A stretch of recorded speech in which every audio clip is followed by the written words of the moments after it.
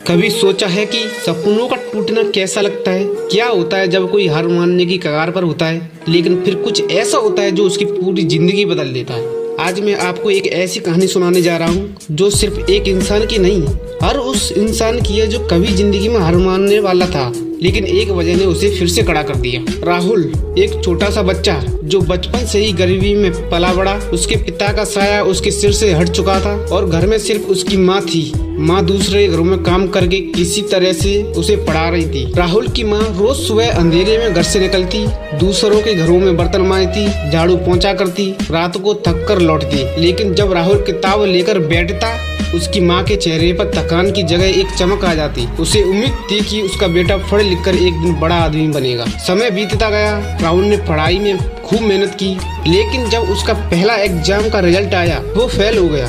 उसकी आंखों में आंसू थे। माँ के किए गए त्याग को याद करके उसका दिल टूट गया। उसने खुद को कमरे में बंद किया और सोचा, शायद मैं कभी सफल नहीं हो सकता। हम में से कितने ऐसे लोग होंगे जो फेलियर के बाद हार मान लेते हैं, सोचते हैं अब कुछ नहीं हो सकता, लेकिन असली खेल तो यहीं से शुरू होता है। राहुल की माँ उसके पास आई, उसके आंसू पहुँचे और कहा, बेटा, जब मैं तुझे गोद में लेकर चलती थी तू बार बार गिरता था, लेकिन मैं तुझे फिर से उठाकर चलना सिखाती।